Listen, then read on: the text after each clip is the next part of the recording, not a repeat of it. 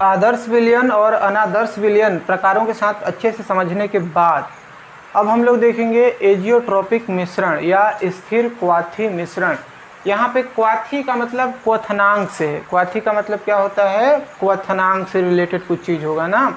और क्वथनांक क्या होता है? क्वथनांक होता है किसी भी द्रव को गर्म करते हैं तो वो उबलता है, गैस अवस्था में जाता है, ये सबसे रिलेटेड अगर बात आए तो उसको क्वाथी बोल दिया जाता है या क्वथनांक से रिलेटेड बोल दिया जाता है। तो स्थिर क्वाथी मिश्रण मतलब ऐसा विलयन होगा जो एक निश्चित ताप पर या स्थिर ताप पर उसका कार्यक्रम कंप्लीट होगा। इसका डेफिनेशन होता है निश्चित संघटन वाला ऐसा द्रव जो एक निश्चित ताप पर उबलता है और उसी ताप पर बिना संघटन बदले आश्वित हो जाता है। यहाँ पे दो चीज़ें आई, एक तो उबलना आया और दूसरा आश्वित होना आया। आश्वित होना क्या कहलाता है? किसे आश्वित होना कहते हैं? देखो, आसवन मतलब होता है ठोस अवस्था से सीधा गैस अवस्था में चले जाना। उस घटना को क्या बोला जाता है? आसवन। ठोस अवस्था से सीधा कहाँ चला जाएगा? गैस अवस्था में। द्रव अवस्था में बदलेगा ही नहीं। मतलब अगर फ्रिज में बर्फ रखा हुआ है, फ्रिज में बर्फ रखा हुआ है तो वो द्रव में नहीं बदलेगा, वो सीधा किस में बदल जाएगा? गैस में। बर्फ से पानी नहीं बनेगा, सीधा बन जाएगा गैस। तो इस घटना को बोला जाता है आसवन। हाँ, तो स्थिर क्वाथी मिश्रण में दो चीज़ों का एक मिश्रण होगा, दो चीज़ मिलाएंगे और एक मिश्रण बनाएंगे। वो निश्चित ताप पर उबलेगा भी और उसी ताप पर क्या हो जाएगा? आश्वित हो जाएगा। मतलब मान लेते हैं कि ए और बी दो प्रकार के मिश्रण हैं। ये उबलते कब है? पानी का उबलना और आश्वित होना समझते हो? पानी जब गर्म होकर खौलने लगता है ना तो उसको बोलते हैं उबलना, और वो वाष्प बन के ऊपर उड़ने लगता है ना तो उसको बोलते हैं आसवन। समझ गए बात को? तो मान लो ए भी एक विलयन है, ये उबल रहा है। किस में उबलेगा? उबलता है और कितने डिग्री सेल्सियस पे उबलता है? मान लो 70 डिग्री सेल्सियस पे क्या होता है? उबल जाता है। और इसी 70 डिग्री सेल्सियस पर ये क्या हो जाता है? आश्वित भी हो जाता है। मतलब गैस गर्म भी इसी डिग्री पे होगा और गैस भी इसी डिग्री पे बन जाएगा, 70 पे ही। तो उसको क्या बोल दिया जाएगा? इस विलयन को क्या बोल दिया जाएगा? इस स्थिति में जब उबलना भी 70 डिग्री पे हो और आसवन भी 70 डिग्री पे हो तो जो विलयन है वो विलयन कहलाता है स्थिर क्वाथी मिश्रण। मतलब तो उसी ताप पर क्या होता है? उबलता है और उसी ताप पर आश्वित हो जाता है, तो वो विलयन कहलाता है स्थिर क्वाथी मिश्रण। अब स्थिर क्वाथी मिश्रण दो प्रकार के होते हैं, निम्न क्वथन और उच्च क्वथन। तो इसके जो प्रकार होंगे दो प्रकार के हो जाएंगे। पहला हो जाएगा, अब ताप दो ही प्रकार के हो सकते हैं ना, या तो ज़्यादा हो सकता है या तो कम। तो कम होगा उसके लिए निम्न क्वथन एजियोट्रॉप, और अधिक होगा उसके लिए क्या हो जाएगा? उच्च क्वथन एजियोट्रॉप। निम्न क्वथन और उच्च क्वथन। अब इसके एक प्रकार को हम लोग अच्छे से डिटेल करते हैं। तो पहले में देख लेते हैं निम्न क्वथन एजियोट्रोप, क्योंकि भी निम्न क्वथन एजियोट्रोप किसे कहते हैं। यहाँ पे धनात्मक और ऋणात्मक हम लोग कल पढ़े। धनात्मक का जो प्रेशर होता है या दाब होता है वो 0 से अधिक होता है, तभी धनात्मक होता है ना, 0 से अधिक होगा।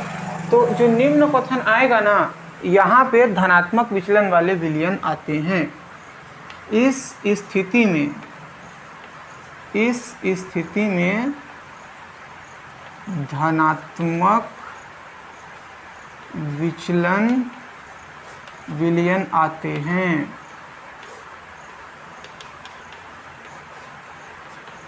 यहाँ पे जो भी एग्जाम्पल पढ़ेंगे ना वो धनात्मक में जो एग्जाम्पल आया था ना वो सब आएंगे। तो इस स्थिति में कौन से आएंगे? धनात्मक। इस सवाल के लिए एक और चीज़ तुम लोग याद रखना कि अगर ताप निम्न है, ताप कैसा है? निम्न है, तो दाब कैसा रहेगा? उच्च रहेगा। दाब कैसा रहेगा? समझ गए बात को? ताप और दाब दोनों में उल्टा व्यवस्था होता है। कैसा हो जाएगा? उल्टा। एक का मान कम रहेगा तो दूसरा का मान ज़्यादा रहेगा। जैसे ताप को मैं कैसा कर दिया, निम्न कर दिया, तो दाब कैसा हो जाएगा, उच्च हो जाएगा। इस स्थिति में धनात्मक विचलन वाले विलयन आते हैं। धनात्मक विचलन का दाब अधिक होता है कि कम होता है, 0 से अधिक होता है कि कम धनात्मक का। सिंपल सा चीज़ देखोगे तो धनात्मक होता है, 0 से अधिक होता है। कैसा होता है, अधिक होता है। तो यहाँ पे दाब कैसा लेना है हमको, उच्च लेना है।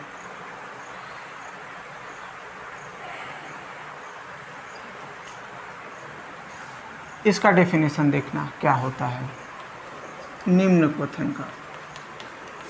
यहाँ पे मैं लिख चुका हूँ कि इस स्थिति में धनात्मक विचलन विलयन आते हैं। तो धनात्मक विचलन में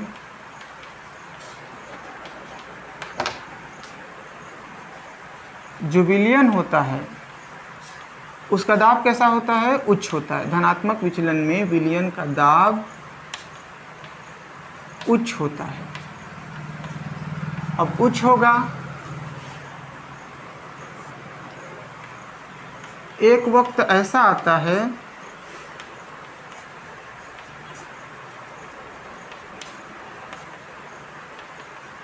जब दाब उच्च है, मतलब ज़्यादा है, तो सबसे ज़्यादा हो जाएगा, सर्वाधिक, या इसको क्या बोल सकते हैं, उच्चतम। एक वक्त ऐसा आता है, ये तो बढ़ ही रहा है, उच्च है मतलब बढ़ ही रहा है। एक वक्त ऐसा आता है जब दाब बहुत ज़्यादा हो जाता है, मतलब कैसा हो जाता है, उच्चतम हो जाता है। तब अब मैं यहाँ पे शुरू में लिखा था ना, ताप कैसा होगा, निम्न। दाब अगर उच्च होगा तो ताप कैसा हो जाएगा, निम्न। तो मैं इस लाइन में लिखा हूँ, दाब उच्च होता है, एक वक्त ऐसा आता है जब दाब सर्वाधिक या उच्चतम हो जाता है, तब ताप कैसा होगा, उच्चतम का उल्टा निम्नतम। तब ताप निम्नतम होता है जिस पर कोई विलयन उबलता है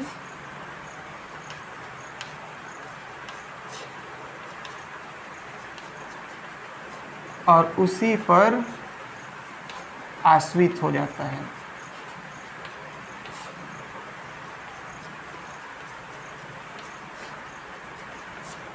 ये डेफिनेशन जो है वो निम्न क्वथन का है, मतलब क्वथनांक को कैसा रखना है, हमको निम्न रखना है। देखो ताप उच्चतम हुआ, नहीं, दाब उच्चतम हुआ तब ताप कैसा हो गया, निम्नतम। ताप निम्न हुआ, इसीलिए इस प्रकार का नाम है निम्न क्वथन, एजियोट्रॉप। अब इसका एक उदाहरण देख लेते हैं।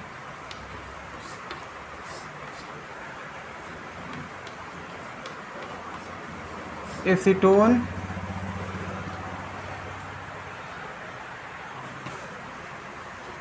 %34 और CS2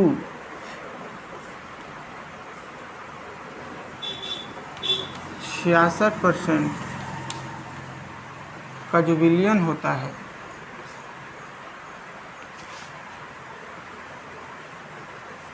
इसका उदाहरण है।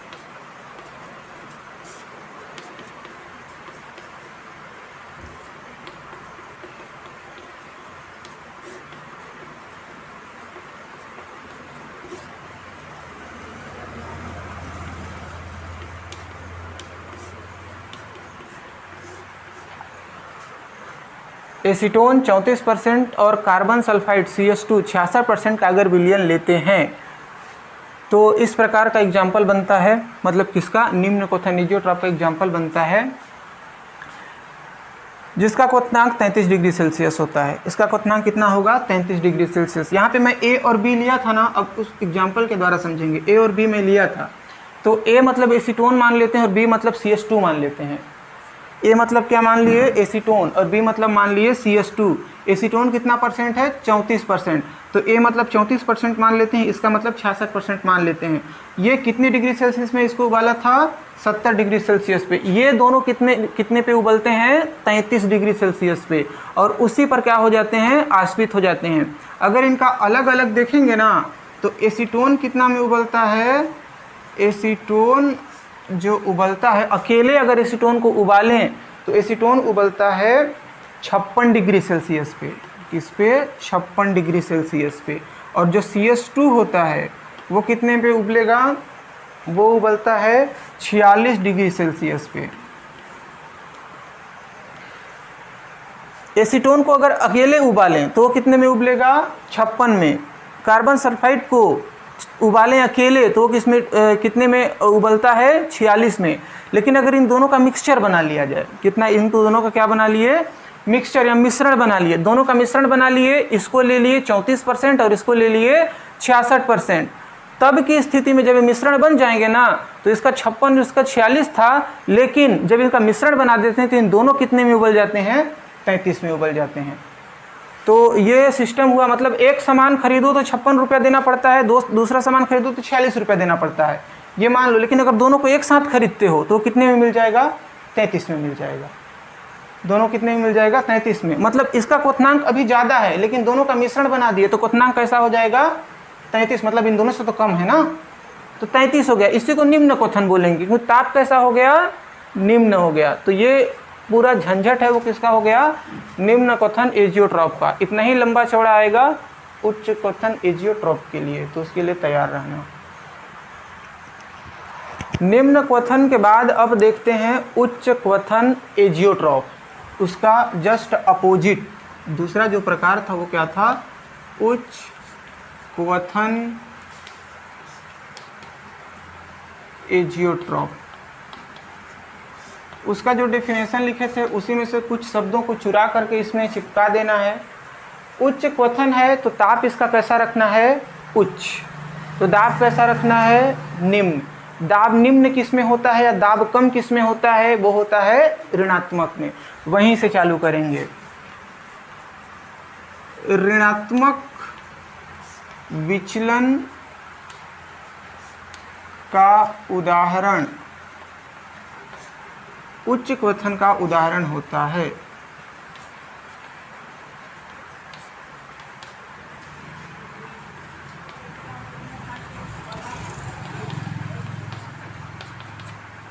इसका असली डेफिनेशन क्या हो जाएगा? अब ऋणात्मक विचलन तो मैं लिख दिया हूं। ऋणात्मक विचलन में दाब कैसा होता है? कम होता है। दाब को कैसा रखना है? कम रखना है। तो लिखना पड़ेगा मेन परिभाषा। ऋणात्मक विचलन में दाब निम्न होता है।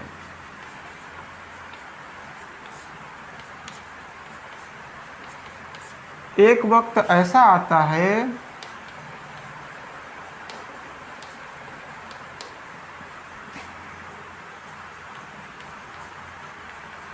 जब दाब, अब देखो निम्न है मतलब कम है, तो कम से और कम होगा।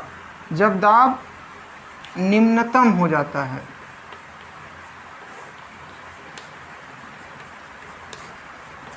और अभी कुछ टाइम पहले मैं बताया था कि अगर दाब निम्नतम होगा तो ताप कैसा होगा? उच्चतम हो जाएगा। तो इस लाइन में आगे लिखना पड़ेगा दाब निम्नतम होता है तब ताप उच्चतम हो जाता है। अब ताप उच्चतम हो गया, इसी पर क्या हो जाएगा? जो विलयन है ना, एजियोट्रॉप है ना, वो उबलेगा और उसी ताप पर आश्रित हो जाएगा। जिस पर विलयन उबलता है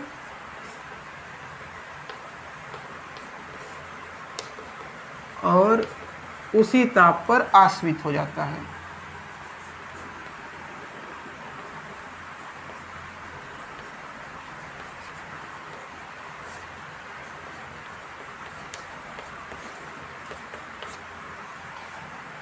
अब यहाँ पे ताप उच्चतम है तो प्रकार क्या हो जाएगा? उच्च क्वथन एजियोट्रॉप। इसे उच्च क्वथन एजियोट्रॉप कहते हैं।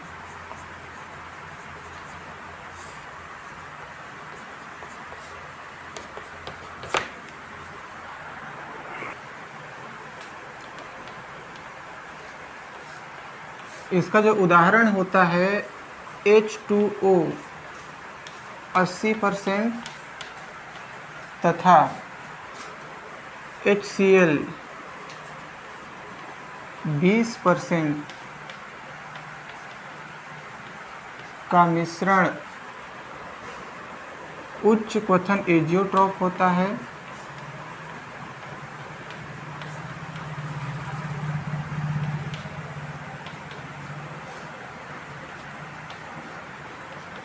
उच्च क्वथन एजियोट्रॉप होता है जिसका क्वथनांक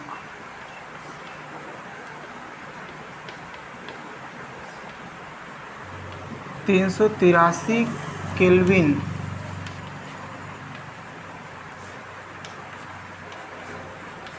होता है। इस बार ताप को डिग्री सेल्सियस से नहीं नापे हैं, केल्विन से नाप दिए हैं। अगर H2O को सिंपल उबालें ना, अकेले उबालें, H2O को कहाँ अकेले उबालें, तो ये 373 केल्विन पे उबलता है। और HCl को अगर अकेले उबालें तो 188 केल्विन पे उबलता है। यहाँ पे डेफिनेशन में क्या था, उच्चतम हो जाता है, ताप कैसा हो जाता है, उच्चतम हो जाता है। नॉर्मल से क्या हो जाएगा, बढ़ जाएगा। पिछले बार देखे तो उसमें कम हुआ था, इस बार बढ़ जाएगा। यहाँ पे H2O 80% लेते हैं, HCl 20% लेते हैं और एक मिक्सचर बना देते हैं। और इस मिश्रण का जो क्वथनांक होता है, उसका क्वथनांक कितना होता है, 383। इसको और इसको मिला करके बनाते हैं तो कितना होता है, 383। अब समझना, H2O को अगर अकेले उबाला जाता है तो 373 आता है। अकेले उबालेंगे तो कितना केल्विन आएगा, 373। इसको अकेले उबालेंगे तो 188। लेकिन इन दोनों को साथ में मिलाएंगे और उबालेंगे ना, तो कितना आना चाहिए, 373 से कम, अब इससे कम ही आना चाहिए क्योंकि इसका मान कम है। लेकिन इन दोनों को मिलाते हैं फिर उबालते हैं तो 383 हो जाता है। जल का अकेले 373 है, HCl का अकेले 188 है, मतलब 373 से भी ये क्या है, कम है। इन दोनों को अगर मिलाते हैं तो इनका ताप कम होना चाहिए। कैसा होना चाहिए, कम।